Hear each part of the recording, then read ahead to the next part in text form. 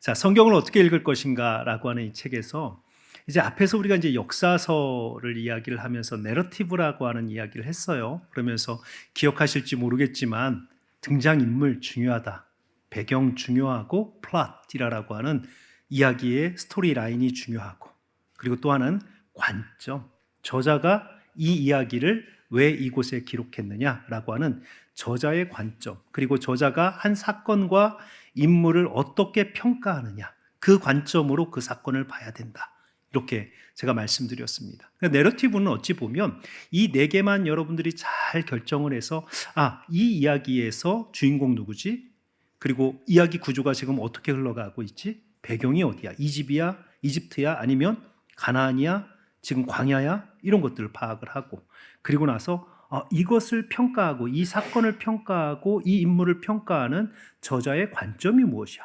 이렇게만 파악을 해도 그 가운데서 핵심적인 메시지가 나옵니다. 그래서 그런 것들을 여러분들이 잘 파악을 하셔야 되고, 이 저자들이 특별히 사도행전이라고 하는 것은 내러티브 가운데서, 우리가 역사적 내러티브 가운데서 신약성경의 역사서 혹은 신약성경의 어떤 그 구원의 그 복음이 전파되어졌던, 어찌 보면 구약성경에서는 여호수아서부터 에스더까지 12권에서 기록되어진 처음에 하나님의 그 율법이 이스라엘 백성들 가운데 어떻게 전파가 되어지고 가나안의 나라가 세워지고 그들이 또 나라를 잃고 어떻게 다시 돌아왔는가, 그 구원의 역사를 기록한 12권의 책이 신약성경에는 한 권의 사도행전으로 기록이 됩니다. 그러니까 신약성경의 대부분은 서신서예요.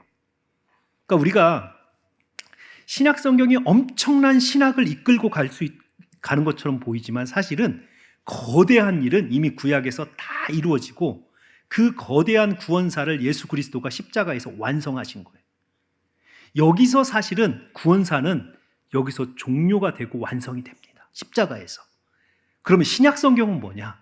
이 완성된 구원사를 고린도 교회에 설명하고 로마 교회에 설명하고 또 다른 어떤 지역에다가 끊임없이 이 구원된 완성사를 그들의 환경, 그들의 상황에 따라서 이 복음을 설명하는 서신을 보낸 내용들이 거의 신약 성경입니다. 그러니까 전체적인 흐름에서 보면, 구원사의 전체적인 흐름에서 보면 구약 성경이 큰 흐름을 이끌어 왔다가 이 십자가에서 이것이 딱 완성이 되고, 그 다음에 흐름으로 보면 여기서부터 신약 성경까지의 이 이야기는 거의 움직임이 없어요. 왜냐하면 완성된 것에 대한 해석들이거든요. 자, 그러니까 지금 이 저자들이 이 어떻게 성경을 읽을 것인가라고 하는 이 저자들 두 명이 사도행전을 특별하게 하나의 그런 어떤 단락장으로 분류한 이유는 신약 성경에 나타난 유일한 역사의 흐름, 복음이 어떻게 예루살렘에서부터 땅끝까지 전파되었느냐, 갈대아 우르에서 어떻게 가나안까지 이스라엘 백성들이 정착했느냐라고 하는 이것을, 또 하나의 복음이 어떻게 예루살렘으로부터 로마까지 전파되었느냐, 이것의 하나 흐름, 역사, 이런 것들을 기록한 유일한 책이기 때문에 신약성경 이걸 하나로 따로 분류를 했습니다.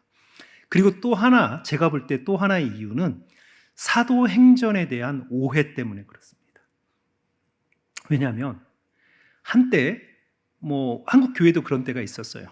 초대교회로 돌아가자. 여러분, 초대교회로 돌아가실래요?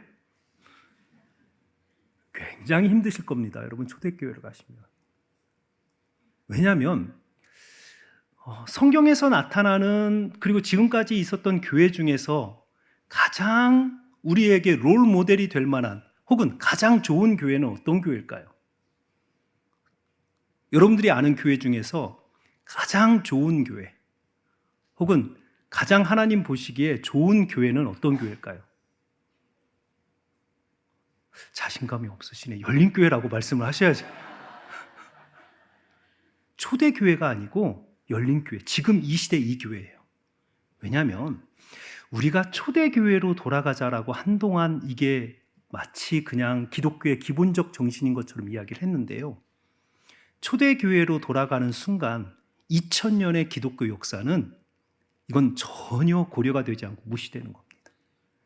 초대교회는 교회의 가장 기초적인 모습을 갖추었을 뿐이에요.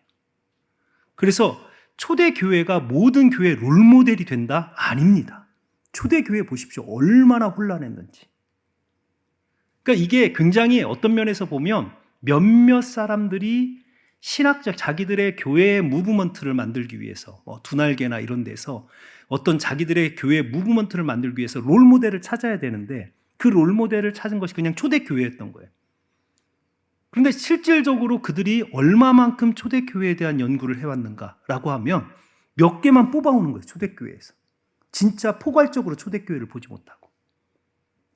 사도행전을 기록한 누가의 의도도 우리에게 좋은 교회, 모든 교회가 앞으로 따라야 되는 롤모델로서 초대교회를 그려주고자 하는 의도가 전혀 없었습니다.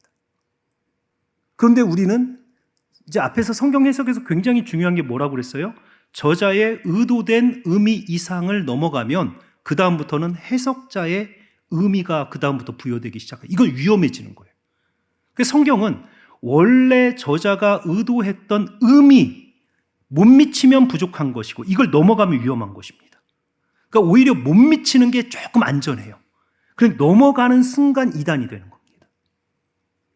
근데 우리가 이런 해석들을 너무 많이 해온 거예요. 내 하나의 어떤 신학적 모델을 찾기 위해서 저자가 성경의 저자, 성령 하나님이죠. 원저자 혹은 인간의 저자를 사용하셨던 이 하나님의 의도 이상의 의미를 내가 본문에다가 성경에다가 부여하기 시작하면 내가 성경의 저자가 되기 시작하는 겁니다.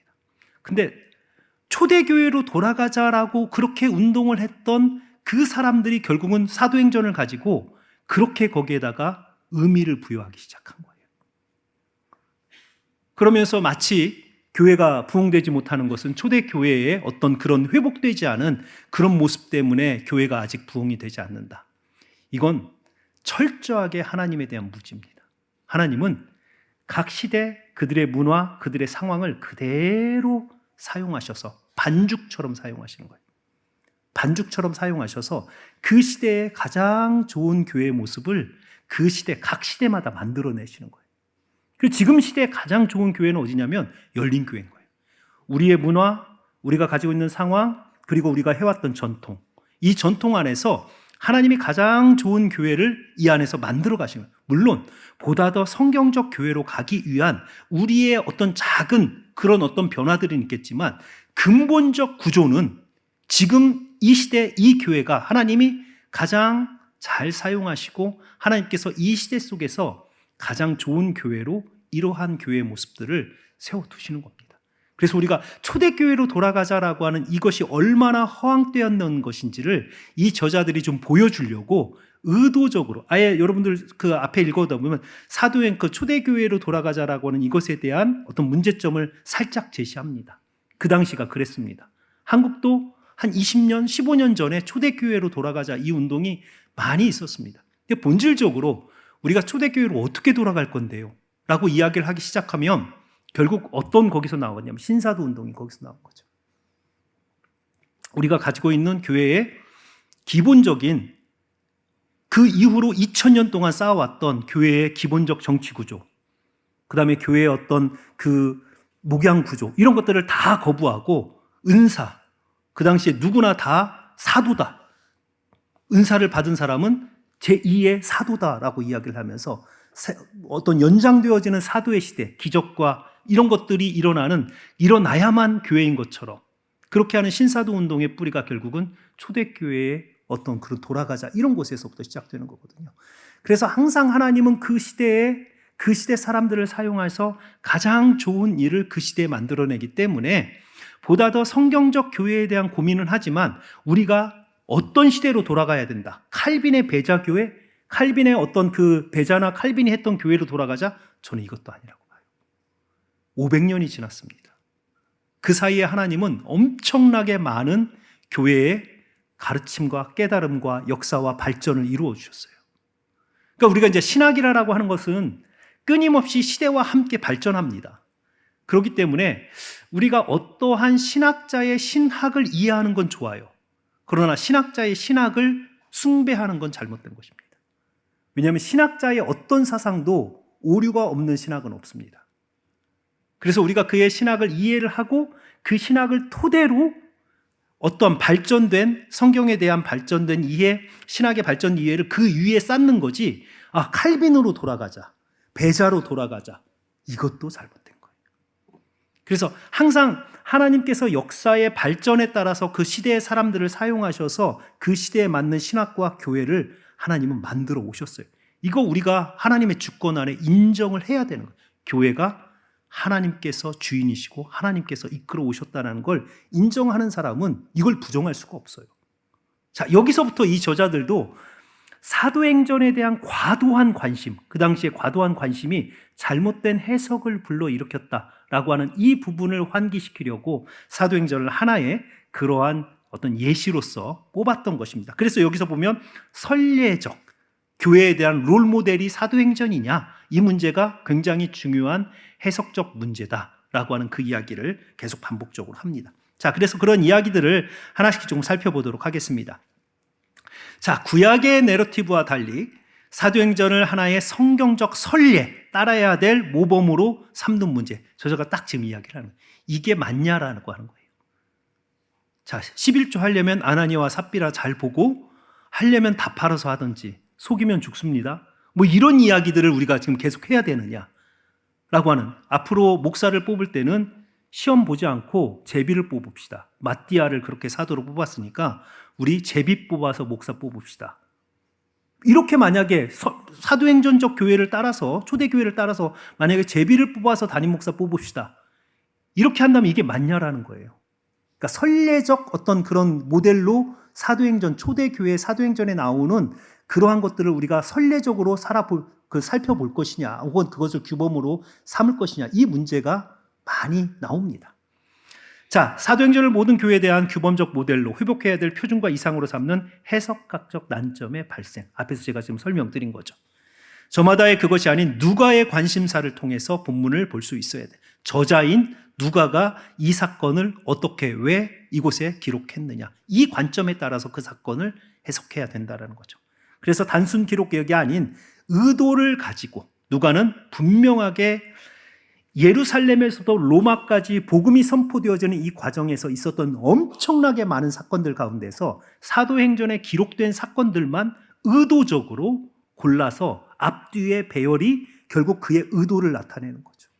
왜 사도 바울의 이야기를 스데반, 그 사건, 죽음의 사건 바로 전해놓고 그 다음에 그 뒤에 빌립의 사건을 이야기를 하고 그 뒤에 사도 바울의 이야기를 했을까? 이 배열의 의도가 뭘까? 이런 것들을 우리가 볼 수 있어야 한다라는 거죠.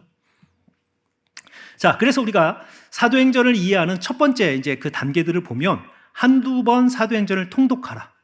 그러니까 성경은 읽는 것이 해석에 가장 중요한 것입니다. 성경을 이해하지 못하는 이유가 뭐냐면 안 읽어서 그래. 일단은 안 읽어요. 그래서 성경을 뭐 어렵다, 성경이 이해가 안 된다 하시는 분들의 그 특징을 몇 번이나 읽으셨어요? 성경을 한 일주일에 몇 장이나 읽으십니까? 그러면 일단은 어렵다고 안 읽으세요. 그리고 어렵다고 하세요. 성경 해석의 가장 첫 번째 단계는 일단은 성경을 읽는 거예요. 그래서 한두 번 이렇게 듣기도 하고 통독도 하고. 그러니까 여러분, 제가 전도서를 이렇게 설교를 하잖아요. 전도서를 설교를 하기 위해서 제가 전도서를 몇 번이나 읽었을 것 같습니까? 제 차에서, 집에서, 목양실에서 듣고 펴고 150번 이상을 제가 읽습니다. 책 한 권을 하려면 계속 150번 이상은 제가 듣기도 하고 읽기도 합니다. 그래야만 전도서 전체가 무엇을 지금 의미하고 있구나가 조금씩 보이는 거예요. 한 번 읽어서 본문을 여러분들이 다 이해할 수 있다면 성령 하나님이시죠. 안 돼요, 그게. 그러니까 우리는 반복적으로 성경을 많이 읽으셔야 돼요. 자, 이게 첫 번째 단계고요. 읽으며 주요 인물, 장소, 반복되는 주제, 이러한 것들을 우리가 살핀다. 이거 제가 한번 내러티브이기 때문에 누가 등장인물이냐. 사도행전 보시면 등장인물이 전반부에는 베드로라고 하는 것을 여러분들이 발견합니다. 베드로의 오순절 사건 이후에 베드로와 요한이 주요 인물로 등장을 해요. 그러다가 7 일꾼을 뽑습니다. 스데반, 빌립부터 시작해서 7 일꾼을 뽑아요. 그 7 일꾼을 뽑고 나서는 스데반, 그 다음에 빌립이 주인공이 합니다. 그 다음에는 그 사이에 사도 바울의 회심의 이야기가 끼어지고 그 다음 9장부터는요 다 바울의 이야기. 자, 이 등장 인물들의 이 변천에 대해서 아주 유대인부터 시작을 해서 헬라파 유대인, 이렇게 점점 이 이야기의 주인공들이 이방에 가까운 인물들로, 이렇게 누가의 관점에서는 유대에서 이방인으로, 예루살렘에서 로마로 점점 복음이 확산되어지는 것을 보여주고 싶은 거예요. 그래서 등장인물, 장소, 자꾸 언급되는 장소가 어디로 되는지, 처음에는 예루살렘, 그 다음에 아시아, 그 다음에 유럽, 그 다음 로마, 언급되는 장소들을 그림을 그려보면 이렇게 확산이 되기 시작하는 거죠. 이게 의도라는 것입니다. 그리고 반복되는 주제, 복음이 선포되어서 믿는 자들이 많아지더라. 어느 교회에서도 믿는 자의 수가 더하였더라. 끊임없이 반복적으로 나오는 것이 복음을 믿는 자들이 많아졌다라고 하는 이야기. 자, 그래서 이런 것들을 여러분들이 체크를 해가면서 읽어가시면 구조가 조금씩 보이기 시작하는 거죠. 세 번째, 처음부터 다시 읽으면서 앞에 관찰한 사항을 간략하게 메모하여 참고하라. 성경책 옆에다가 중요한 것들을 좀 이렇게 한번 체크해 보시는 것도 좋아요. 그리고 좋은 교재들이 있습니다. 이런 것들에 대해서 잘 요약해 놓은 그런 책들이 있어요. 여러분들에게도 이제 제가 하나 개론서를 소개를 시켜 드릴 텐데, 내가 어떤 신약 성경을 읽는다 그러면 그 신약 성경을 읽기 전에 그 개론서를 한번 읽고 그걸 읽으면 눈에 확 들어오는, 그래서 좋은 자료들이 많고요. 여러분들이 제가 말씀드린 것처럼 나는 그냥 성경책 한 권으로 끝낼 거야. 그럼 ESV 스터디 바이블을 사시면 돼요. 그럼 그 앞에 개론, 어떤 전체적인 주제나 구조나 핵심 단어나 신학이나 저자나 이런 배경이나 이런 것들을 한 2장, 3장, 어떤 경우는 5장 정도 요약해 놓았습니다. 그것만 읽으시고, 그래도 본문 읽으시면 훨씬 빠르게 이해합니다. 자, 그 다음에 누가가 이 책을 기록한 목적인지 스스로 물어봐라. 누가는 사도행전을 왜 기록했을까? 스스로 던져보는 거죠. 그리고 성령 하나님은 왜 사도행전을 정경으로 오늘 우리가 가지고 있는 이 성경에 넣으셨을까? 복음서 다음에 왜 사도행전이 위치하고 있을까? 끊임없이 물으면서 그 물음 안에서 답을 찾아가면 그것이 그 책의 기능이고 역할입니다. 자, 누가가 제시한 사도행전의 자연스러운 구분, 학자들마다 사도행전은 어떤 흐름, 어떤 구조를 가지고 있느냐, 인물에 따라서 설명을 하기도 하고, 인물에 따라서 베드로부터 요한 7 일꾼, 우리가 이제 한국 교회에서 7 집사라고 하는데 그건 잘못된 거예요. 7 집사 아닙니다. 그들이 뽑은 것은 집사가 아니고 사도들을 대처하여서 말씀을 전하고 구제 행정 사역을 하는 사람들이지, 그 사람들이 집사라고 하는 것은 이전 성경에는 7 집사라고 번역이 됐는데 지금은 7 사람이라고 개역개정도 번역을 해놨습니다. 그러니까 집사를 뽑은 건 아니에요. 왜냐하면 그렇게 되면 무슨 문제가 생기냐면 바로 그 뒤에 스데반과 빌립이 말씀을 선포를 하거든요. 말씀의 설교자처럼 역할을 합니다. 선교사의 역할도 하고요. 그러니까 그들은 집사를 뽑은 것이 아니고, 집사라는 단어는 훨씬 뒤에 나와요. 그들은 그냥 사람이라고 되어 있습니다. 그래서 사도들과 동역할 수 있는 하나의 동역자를 그렇게 뽑아서 베드로, 요한에서부터 시작해서 야고보가, 이제 예수님의 동생 야고보가 굉장히 중요한 역할을 하는 것으로 나옵니다. 그런데 이유는 설명하지 않아요. 왜 갑자기 예수님의 동생 야고보가 중요한 역할을 하는지는 설명하지 않습니다. 그리고 나서 그 역할들이 이제 이 7 일꾼들, 동역자들에 관한 이야기, 그 다음에 사도 바울에 관한 이야기, 이렇게 하면서 아주 진짜 유대인으로부터 그 다음에 헬라파 유대인까지 이렇게 쭉 펼쳐지는 인물들을 중심으로 사도행전이 기록되었다, 이렇게 주장하는 사람들도 있고, 또 하나의 주장은 지역, 말 그대로 예루살렘과 유다와 사마리아와 땅끝까지 이르러 내 증인이 되리라 라고 하는 이 명령을 따라서 복음이 예루살렘부터 시작을 해서 이것이 점차적으로 예루살렘, 유다, 그 다음에 사마리아, 그 다음에 땅끝으로 점점 확산되어져 가는 지리적 확장을 보여주고 있다라고 주장하는 그러한 것도 있고. 자, 그런데 오늘 여기서 보니까 이 저자가 제시를 하는 것은 주제별로 저장, 이 모든 것이 약간 연합되어져서 복합되어져서 나타나는 것인데, 이 사도행전의 주제는 복음이 전파되어져 가고 있다라고 하는 것. 여기에 사람과 지역이 포함되어져서, 그러니까 전체적인 것은 복음이 확산되어져 가고 있는, 예루살렘부터 시작된 복음이 로마에 이르기까지 그 당시에 가장 땅끝이라고 불렸던, 왜냐하면 황제, 로마의 황제가 있는 곳에 다른 종교가 전파되어지는 것은 결국 사형이었습니다.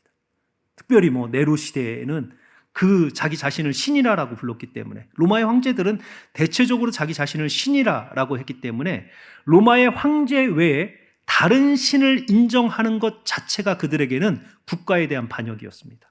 그러니까 어쩌면 이 기독교의 역사에서 땅끝은 그 당시에는 로마였던 거예요. 그런데 그 로마에게까지 어쨌든 바울이 죄수의 형태로 가지만 그 로마에까지 가서 결국 복음을 전하는 그 모습, 이 모습의 확장을 그려놓고 있다라고 하는 것입니다.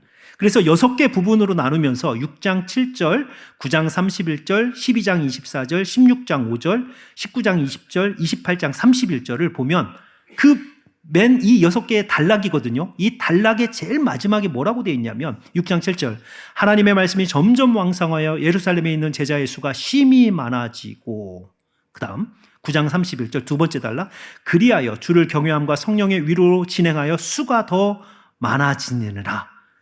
최초의 복음의 지리적 확장에 대한 스데반의 순교와 바울의 회심의 이야기를 하면서 최초로 복음이 전파되어지는 것을, 그 다음에 하나님의 12장 24절, 하나님의 말씀은 흥왕하여 더하더라.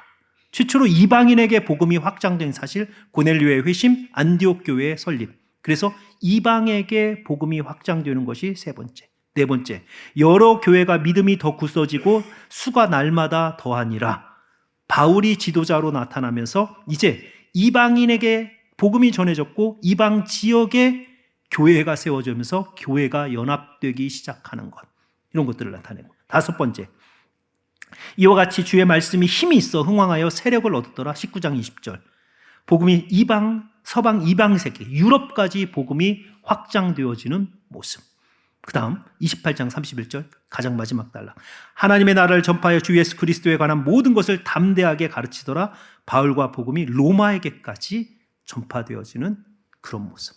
자, 그러니까 지금 여기서 보면 이 6단락의 제일 마지막에는 뭐가 나타나요? 복음이 더해졌더라, 믿는 자의 수가 더해졌더라, 교회가 세워졌더라, 전파되었더라. 끊임없이 복음의 확장이 예루살렘으로부터 시작된 이 복음이 로마까지 확장되어지는, 그래서 예루살렘, 유다, 사마리아, 아시아, 유럽, 로마, 이런 식으로 확장되어져 가는 것을 6단락에서 의도적으로 누가는 기록하고 있다.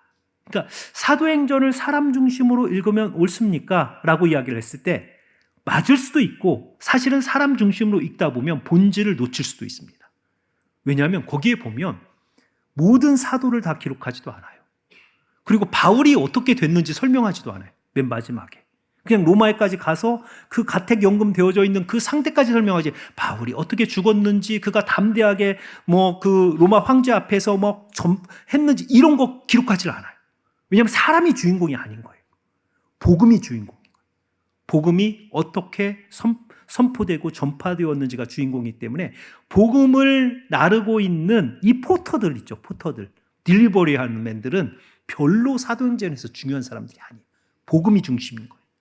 자, 그러면 우리는 어떻게 읽어야 되냐면 사도행전을 이렇게 복음의 확장 혹은 지역적 확산이라고 하는 측면에서 한 사람으로부터 시작된, 예수 그리스도로부터 시작되어진 이 복음이 결국은 사도들에 의해서, 그리고 사도들이 세웠던 7명의 일꾼들과, 그리고 그들이 각 지역으로 선포되면서 세웠던 제자들, 그리고 바울이라고 하는 회심한 한 사람에 의해서 세워진 아시아와 그 다음에 유럽에 세워진 교회들에 의해서 이 복음이 점점 마치 전염병이 퍼지듯 이렇게 퍼져가는 이 모습이 사도행전의 전체적인 구조다라는 거죠. 그래서 아주 그냥 우리 책이 있잖아요. Contagious Christianity, 전염시키는 기독교. 마치 바이러스가 퍼지는 것처럼 바이러스 하나가 딱 터졌는데 이것이 전 세계에 퍼지는 것처럼 그렇게 기독교는 contagious, 전염시키는 기독교. 이 모습이 사실은 사도행전에 그려져 있는 그런 모습이라는 것입니다. 자, 이러한 구조로 우리가 사도행전을 좀 바라보아야 된다라고 하는 이야기를 합니다. 자, 그러면 누가가 이 사도행전을 기록한 목적이 무엇이겠냐라는 거죠. 자, 누가의 관심은 성령의 역사로 복음이 유대인에게서 이방인으로 확장되는 복음의 진행에 있었다. 이게 이제 누가의 목적이라는 거죠. 누가의 관심은 사람의 생애도 교회의 조직도 아니었으며 복음의 진행 외엔 다른 지리적 확장에 관심이 없었다라고 하는 것입니다.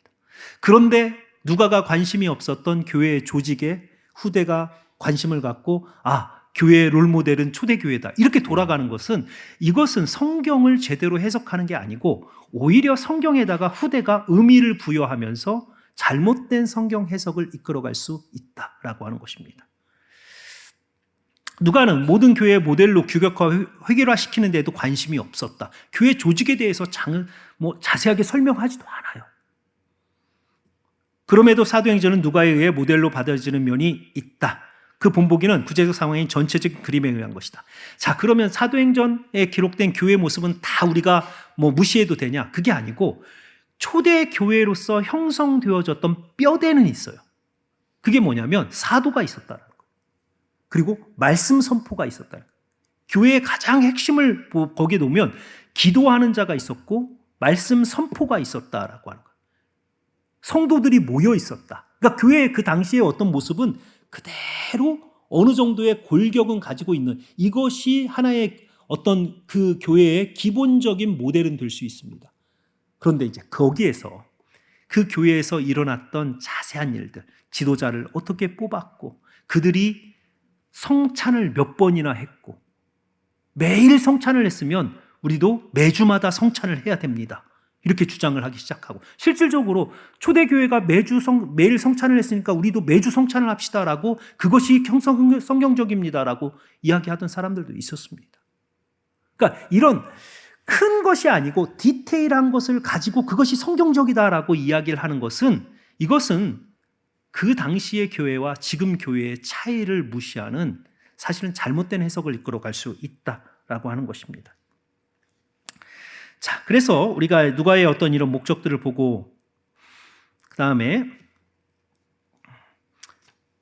실예를 이걸 살펴보면 시간이 좀 많이 가니까요. 자,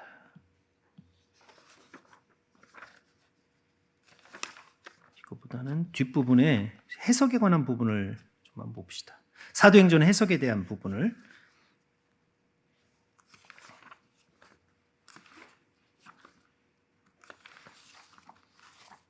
자, 사도행전을 우리가 이제 읽고 해석할 때 어떤 것에 주목을 해야 되느냐라고 하는 거죠. 앞에서 이야기한 것처럼 가장 큰 문제는 사도행전을 하나의 롤모델로 삼았었다라고 하는 거죠. 자, 그런데 사도행전은 초대교회를 묘사할 뿐만 아니라 모든 시대에 걸친 교회 규범을 제시해 주는가라고 하는 질문을 던집니다. 사도행전이 정말 우리가 모든 교회가 어느 시대나 따라야 될 롤모델을 제시해 주는가라고 하는 이 질문.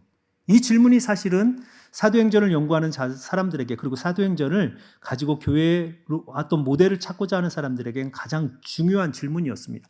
그러나 사실은 사도행전은 초대교회의 하나님께서 사도행전에 나오는 교회는 초대교회, 그러니까 어찌 보면 교부 시대 이전, 교리가 확정되기 이전에 그 사도의 시대 혹은 사도의 속사도라고 불리는 사도의 제자들이 활동했던 누가와 같은 이런 사람들이 활동을 했던 그 시대의 교회의 모습을 기록한 것뿐이지 이것이 교회 전체의 롤모델로 삼는 그러한 모습은 아니다라는 거예요. 그러면 어떤 것은 교회의 모델로 삼고 어떤 것은 그냥 그 시대의 문화로 볼 거냐라고 하는 것이 성경 해석에서는 가장 어려운 거잖아요. 우리가 구약에서도 율법이 있는데 율법 가운데서 어떤 것은 영원히 우리가 지켜야 될 하나님의 법이고 어떤 것은 그 당시 문화 속에서 그들의 문화의 옷을 입고 있는 그러나 우리는 지금 지킬 수 없는 법인가 이걸 구분하는 것이 사실은 큰 문제이거든요. 사도행전도 마찬가지죠.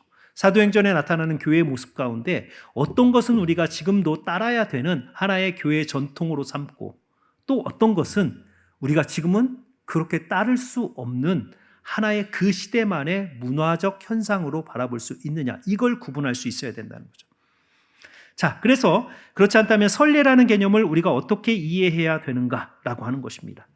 자, 사도행전에 나타나는 규범과, 그러니까 하나의 어떤 변하지 않는 원리와 이것의 적용, 그 당시의 문화적 적용, 이렇게 살펴보면 우리는 선교라고 하는 것을 한번 생각해 보면 좋을 것 같아요. 자, 사도행전에 나타나는 바울, 선교에 어찌 보면 굉장히 좋은 모델이거든요. 자, 바울을 우리의 선교의 모델로 삼읍시다. 어떻게 하시겠습니까? 사도 바울 우리의 선교의 모델로 삼읍시다.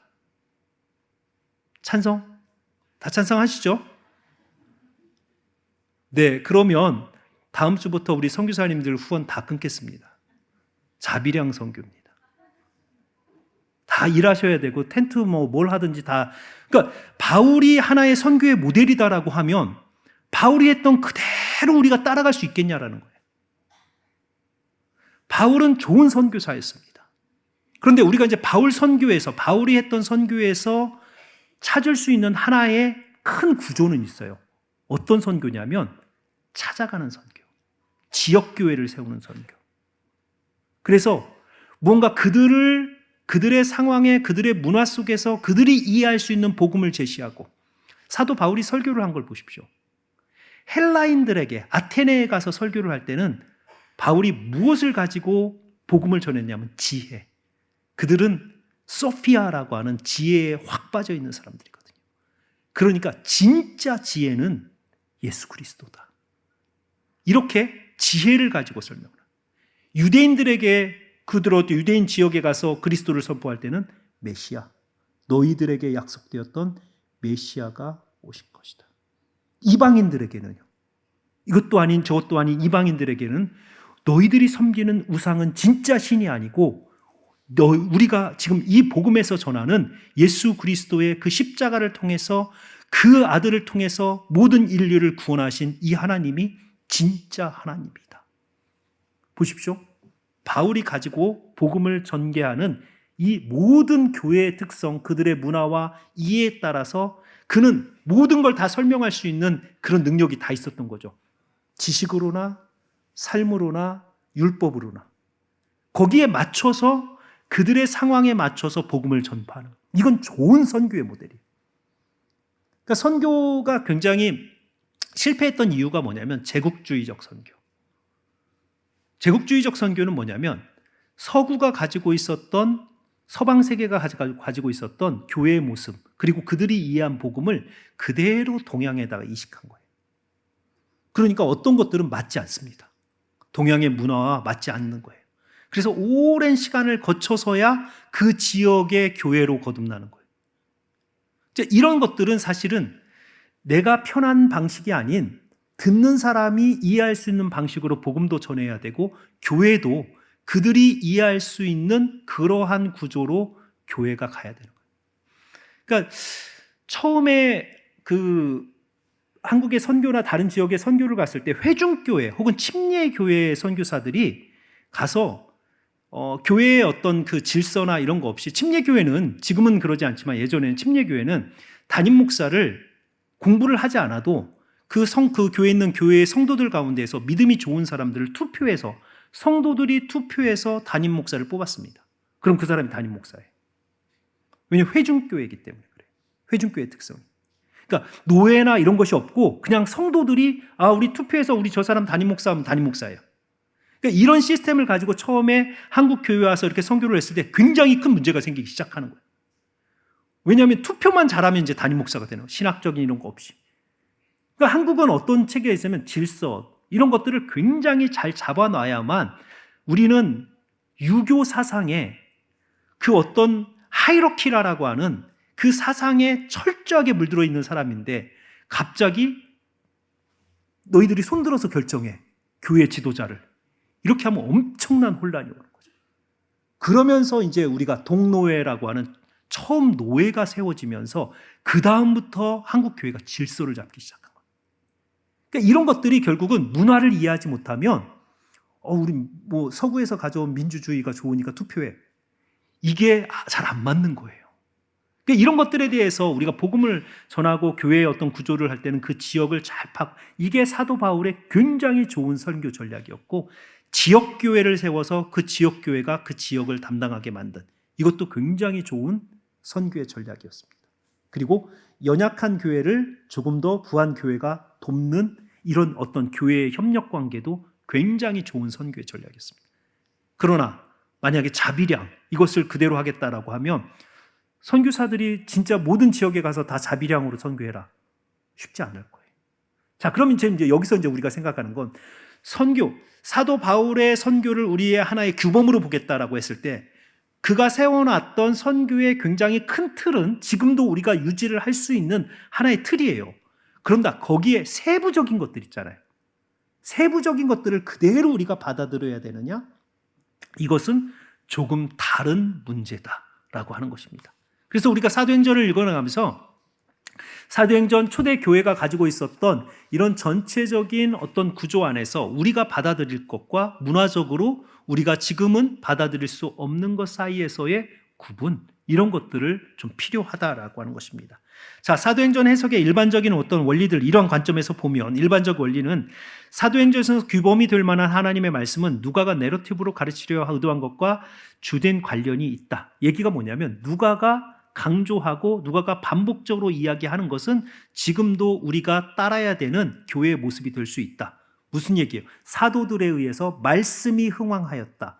교회 부흥의 주역이 인간의 어떤 관계, 인간의 이런 것이 아니고 말씀이었다라고 하는 것. 이거 반복적으로 나오거든요. 그럼 이것은 이건 누가가 의도한 것이고, 이것은 지금도 우리가 교회의 핵심은 하나님의 말씀이다. 이것은 지금도 흔들리지 않는 하나의 영원한 규범으로 삼을 수 있다. 부흥의 주체도 말씀이다라고 하는 거예요. 왜냐하면 말씀이 흥왕하여 계속 이야기를 하거든요. 의도된 규범적 가르침과 부수적 가르침은 구별해야 된다. 제가 아까 사도 바울에 관한 이야기하면서 선교의 어떤 큰 전략과 선교를 수행하는 디테일한 방법 사이에서 우리가 구분을 해서 따를 것과, 그리고 문화적으로 그 당시의 문화로 이해해야 될 것을 구분할 수 있는 능력이 있어야 된다. 또 어떤 내러티브의 목적이 선례를 세우려는 의도가 확실한 경우 그 선례는 규범적으로 간주할 수 있다라고 하는, 여기서 이제 선례라는 것은 진짜 앞에서 제가 말씀드린 것처럼 교회는 말씀의 선포가 있어야 된다. 교회는 지역에 세워져야 된다라고 하는, 지역교회의 이름을 따라서 교회가 세워지고, 이런 것들은 굉장히 반복적으로 나타나는 좋은 선례, 그리고 그 지역 교회가 그 지역을 담당한다, 복음을 담당한다, 이런 것들은 지금도 사실은 따라야 되는 굉장히 중요한 교회의 기능입니다. 그러니까 저는 열린교회의 가장 1차적인 어떤 하나님께서 교회를 이곳에 세운 목적이 뭐냐라고 이야기를 했을 때, 1차적인 목적은 지역 복음화예요. 교회의 1차적 목적은 세워진 그곳을 하나님의 말씀으로 변화시키는 것이 지역교회의 1차적 목표입니다. 그래서 만약에 모든 교회가 이 일만 잘 감당하면, 세워진 그 지역에서 그 교회가 그 지역을 잘 섬겨서 복음화를 이루는 이 일만 감당하면 진짜 우리나라는 믿는 자들이 말씀이 흥왕하는 나라 될 겁니다. 근데 우리가 이것을 안 할 경우가 많은 거예요. 지역은 그냥 베이스 캠프가 되는 거고, 진짜 하고 싶은 일은 그냥 더 멀리 많이 이런 거예요. 근데 사실은 교회의 가장 기본은, 교회를 세우는 것을 보면 지역을 세워서 그 지역을 변화시키는, 이게 교회의 굉장히 중요한 역할입니다.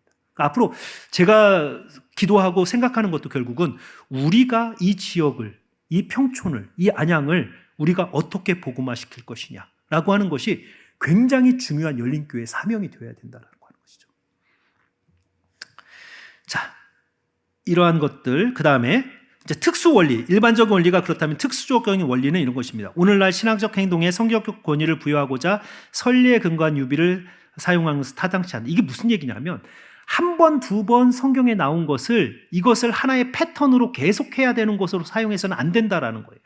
그러니까 우리가 이제 여기 기드온의 양털 사건 있잖아요. 기드온이 한 번은 밖에다가, 한 번은 양털에 이슬을 내리게 해주십시오. 자, 이걸 여러분들이 하나님 뜻이라면 제가 오늘 뭐 빨래를 베란다에 널어놓을 테니까 한 번은 옷이 적게 하고 한 번은 바닥이 적게 해주십시오. 이렇게 사용해서는 안 된다라는 거예요. 왜냐하면 사도행전에서 어떤 일어났던 그 일들 있잖아요. 뭐 한번 설교를 했는데 막 3천 명이 돌아오고 이런 일이 일어나지 않으면 저 사람은 하나님의 사도가 아니다. 하나님의 목사가 아니다. 이렇게 평가해서도 안 되고. 그러니까 어떤 한 번 일어나는 것, 특수한 상황에서 일어난 일을 일반화시켜서 그것만이 있어야만 하나님의 역사다라고 이렇게 무언가 한 번 일어난 사건들을 끊임없이 하나의 원리로 삼아내는 것은 위험한 거예요. 제가 농담처럼 이야기를 했지만 성경 본문 10개만 뽑아내면 여러분들의 수입의 11조는 제 통장으로 오게 할 수도 있습니다. 본문 10개만 꽂아내면. 그만큼 성경은 문맥을 떠나서 만약에 이런 식으로 그냥 하나의 예를 가지고 원리를 만들기 시작하면 어떤 종교도 만들어낼 수 있어요. 그러니까 보십시오. 지금 기독교 이단들이 하는 것. 근데 그들이 다 성경 보고 해요. 결국은 해석이 그만큼 중요한 거예요. 해석이 같은 성경을 보면서도 어떻게 저런 성경적 해석을 가져올까? 이게 무서운 거라는 거죠.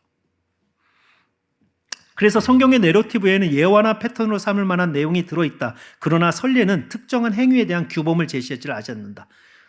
성경에서 보면 특별히 사도행전에 보면 예화로 복음은 이렇게 전파되기도 합니다. 바울이 뱀에게 물렸는데 독뱀이었는데 바울이 죽지 않은 이런 일이 하나님께서 특별히 사명자는 로마에 가서 복음을 전하게 되기 때문에 그의 생명을 독뱀에게 물렸는데도 살려주셨습니다. 자, 하나의 예화는 될 수 있어요. 사명자는 죽지 않는다. 하나의 예화는 될 수 있어요. 그런데 어떤 분이 이걸 가지고 암 판정을 받았습니다. 그런데 나는 사명자니까 병원에 가지 않아도 하나님이 살려주실 거야.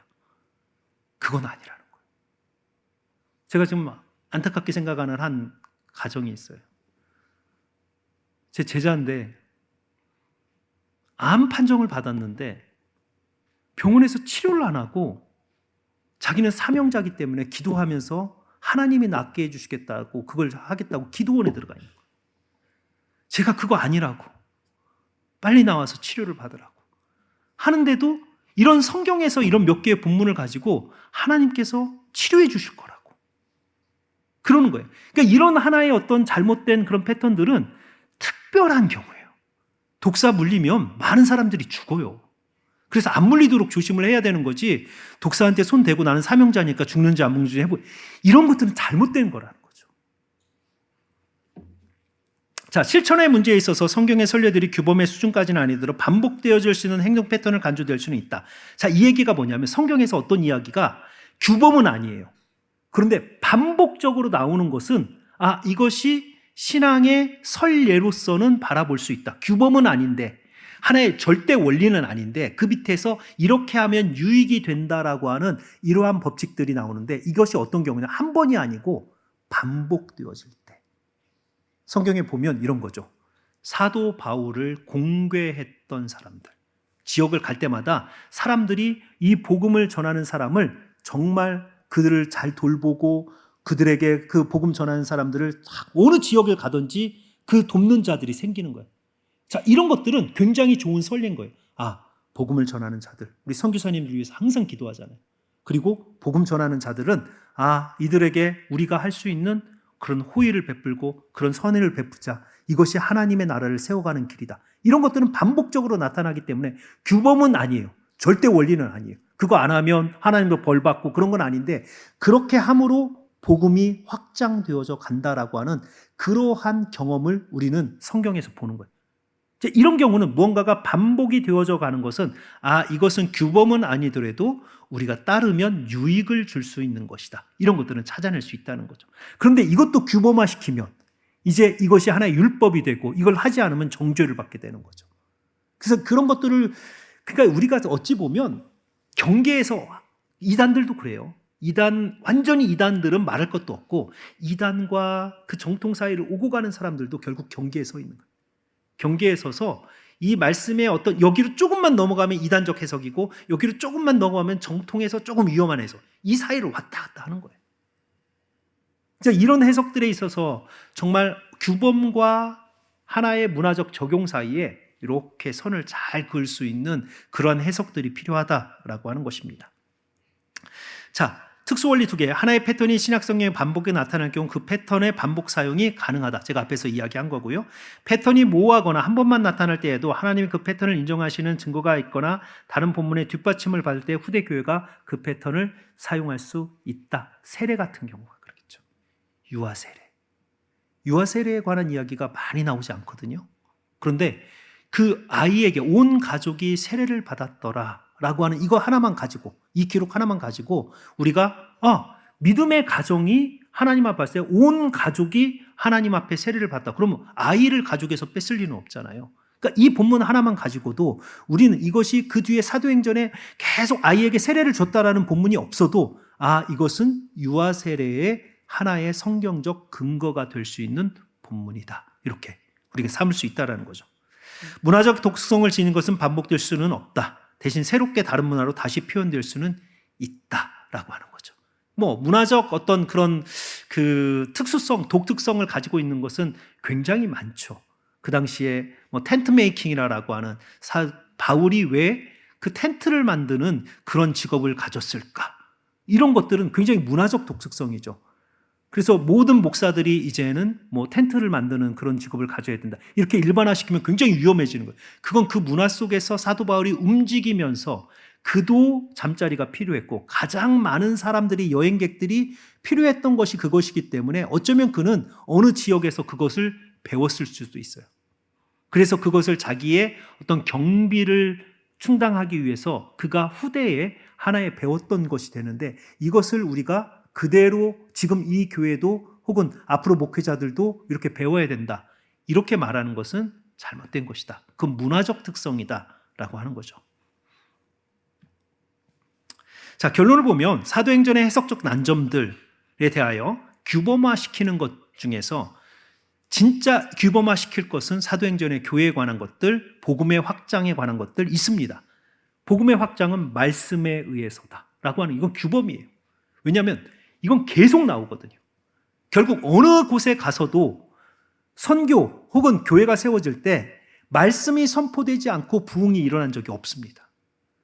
그렇다면 이건 규범이에요. 부흥이 일어나는 곳에는 항상 말씀이 선포되어지고 말씀 사역자가 있어야 된다.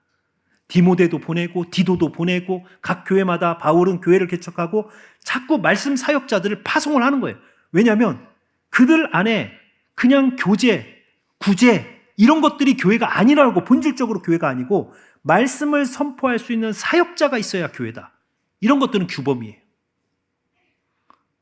그러니까 일반적인 이런 규범화에 대해서 우리는 결정을 해야 되고 일반적 특수적 원리들로 모든 문제를 다 해결할 수는 없으나 정확한 적용이 가능한 실제적 제안들을 우리에게 줄 수 있다라고 하는 거죠. 이게 무슨 얘기냐면 어떠한 원리를 찾아갈 때 이것이 진짜 규범이냐 아니면 문화냐, 지금 따라야 되느냐 아니면 지금은 바꿔야 되느냐, 이런 것들이 결국은 성경 본문을 잘 해석을 해야만 이것이 규범이다 아니면 이것은 하나의 선례다 혹은 이것은 그 당시의 문화다라고 하는 것을 본문 안에서 해석을 해야지, 내가 가지고 있는 신학을 가지고 들어가서 해석을 하가면 얼마든지 선례를 규범으로 만들 수 있고 문화적 적용을 규범으로 만들어낼 수도 있습니다.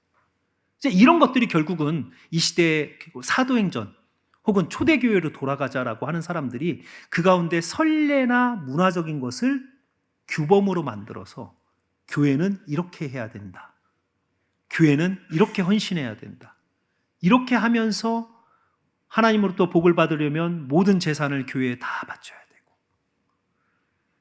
지금 실명을 하면 큰 문제가 생기기 때문에 제가 실명을 거론을 하지 않겠지만 한국 교회에 큰 부흥을 일으켰던, 큰 교회를 세웠던 분들 가운데에서도 이 사도행전에서 진정한 성도가 되려면 모든 재산을 교회에 바쳐야 된다. 그렇게 가르쳐서 그 어떤 재산을 가지고 큰 교회를 세우고 이렇게 했던 분들도 있습니다. 그 어떤 모델들을 이 사도행전에서 따온 거죠. 근데 그런 것들은 잘못된 거예요. 하나님께서 주신 가장 기본적인 삶을 영유할 수 있는 가정. 그래서 저는 가정이 중요합니까? 교회가 중요합니까? 가정이 중요해요. 왜냐하면 가정이 온전히 서야 교회가 건강하는 거예요. 그런데 가정을 무너뜨리면서 교회에 헌신하도록 만드는 모든 가르침은 잘못된 것입니다. 그래서 뭐 어떤 재산을 팔아서 해라, 모든 가족이 다 교회 와서 살고, 재산 팔아서 교회 와서 살고, 이런 것들이 있었어요. 근데 이런 것들이 결국은 나중에 다 법적인 문제, 그 재산 최종적으로 누구에게 가냐, 그 재산 가지고 막 이러면서 엄청나게 문제들을 많이 일으킨 거예요. 건강하지 않은 겁니다. 그러니까 이런 것들은 굉장히 우리가 어떠한 하나의 예를 가지고 규범화시킬 때는 굉장히 조심해야 돼요. 왜냐하면 이것이 규범화되는 순간 하지 않는 사람들은 정죄의 대상이 되는 거죠. 그래서 우리가 초대교회로 돌아가자 했을 때 초대교회가 가지고 있었던 굉장히 중요한 규범과 그 다음에 하나의 좋은 예, 그리고 문화적 특성, 이 세 가지 가운데서 우리는 성경 사도행전을 읽어나면서 이건 진짜 규범이다. 교회엔 말씀이 있어야지, 말씀 선포자가 있어야지 라고 하는 이런 하나의 규범과 그 다음에 사역자들을 돕는 것은 좋은 선례야 라고 하는 것과 그 다음에 이건 진짜 문화적인 것들, 뭐 텐트 메이킹을 해야 된다, 이런 것들은 문화적인 것들, 이것들을 구분해 가면서 초대교회의 말씀의 흥왕의 과정을 우리는 볼 수 있어야 된다는 거죠. 그래서 결국은 성경 해석이 굉장히 중요한 것이, 성경 해석 하나를 잘못해 놓으면요 사람을 망가뜨릴 수 있습니다. 인생을 망가뜨릴 수도 있고 교회를 망가뜨릴 수도 있어요. 본문 하나만 문화를 규범으로 만들거나 선례를 규범으로 만들어 놓고 이거 안 지키면 하나님 백성 아니야 라고 가르치기 시작하면 그 교회, 그 사람, 그 가정은 파괴되는 것입니다. 그래서 우리가 성경을 가지고 어떠한 것을 이해를 하고 어떠한 교회의 구조를 이해를 하고 앞으로 선교를 이해를 하고 교회의 형태를 이해하고 할 때는 항상 이것이 하나님께서 모든 시대가 공통적으로 따라야 되는 규범으로 말씀하셨는지, 아니면 좋은 예로 말씀하셨는지, 아니면 그 당시의 문화적 한계 속에서 일어난 일인지를 구분할 수 있는 그 성경에 대한 해석이 필요하다라는 거예요. 욕심이 들어가면 성경에다가 의미를 부여하기 시작하는 거예요. 그래서 위험한 거예요. 그래서 제가 좀 이제 안타까웠던 것은 사실은 한국 교회가 왜 이렇게 혼란스러울까라고 하는 것에, 제가 학자로 있을 때 안타까웠던 것은 학자들이 더 이상 선비들이 아니에요. 신학자들이 더 이상 선비들이 아니고 어용이 되어지는 경우가 많습니다. 큰 교회 목사들 혹은 어떤 신학을 이야기하는 그 목사들을 어용의 어떤 그런 선비 정신이 없어요. 성경에서 잘못된 것을 잘못된 것이라고 비판할 수 있는 이런 선비 정신이 학자들에게 없는 거예요.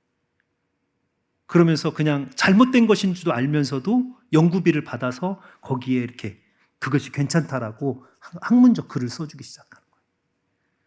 그러면서 신학의 올바른 성경 해석의 기준을 제시하는 학자들이 없어지기 시작하는 거예요. 이게 제가 볼 때는 한국 교회에 이단들이 들어서기 시작하고 한국 교회가 이상한 교회가 되기 시작하는 굉장히 중요한 하나의 문제점이라고 생각하는 거죠. 그래서 좀 학자들이, 그러니까 우리가 이제 신학자를 잘 키워내야 되는 게 또 하나의 사명이에요. 왜냐하면 진짜 성경을 잘 해석을 해서 옳고 그름을 이야기해 줄 수 있는 학자들이 필요합니다. 그래서 그런 면에서 보면 우리 열린교회 또 다른 어떤 사명이 진짜 좋은 어떤 학자들을 키워내서 올바른 성경 해석을 해줄 수 있는, 시대를 말씀으로 분별할 수 있는 이런 학자들을 키워내는 것도 교회의 굉장히 중요한 사명이라고 생각을 합니다. 자, 오늘 사도행전 저희가 살펴봤는데요. 사도행전 여러분 읽으시면서 이야기는 너무 재밌어요. 사도행전 읽다 보면 그냥 빠져들어갑니다. 그러나 흐름 없이 읽다 보면 그냥 읽고 나서 아무것도 내 머릿속에 남지 않습니다. 그래서 가능하면 지금 이 구조들을 쭉 살펴보면서 복음의 확장이다라고 하는 이 구조 안에서 예루살렘에서 로마까지 복음이 이 사람들에 의해서 처음에는 사도들, 그 다음에는 7명의 그 일꾼들, 그 다음엔 바울, 이렇게 이 복음, 이 사람들에 의해서 지리적으로 확장이 되어져 가는 이러한 것을 복음의 확장, 말씀의 흥왕이라고 하는 관점에서 사도행전은 지금 펼쳐져지고 있다라고 하는 그 관점으로 여러분들이 사도행전을 읽으시면 좋을 것 같습니다. 네, 기도하겠습니다. 아버지 하나님, 오늘도 또 성경을 어떻게 우리가 읽고 또 해석해야 되는지, 얼마나 성경 해석이 중요한지에 대해서 하나님 살펴보았습니다. 하나님, 사람의 생각이 들어가는 순간 하나님의 말씀이 흐려지고 온통 잘못된 해석들이 많아질 수밖에 없습니다. 성령 하나님께서 하나님 조명하여 주시어서 성경의 올바른 뜻이 해석되게 하시고 말씀이 가는 곳까지 가고 멈추는 곳에서 멈추는 하나님, 그러한 성경 해석의 정직함이 드러날 수 있도록, 특별히 열린교회 강단 안에서는 하나님 모든 사역자들이 그 말씀의 순종함으로 그 말씀의 의미들을 찾아내어지고 그것을 이 시대 가운데 올바르게 적용하는 하나님, 그러한 성경의 해석자들이 이 강단에 설 수 있도록 주님 도와주시옵소서.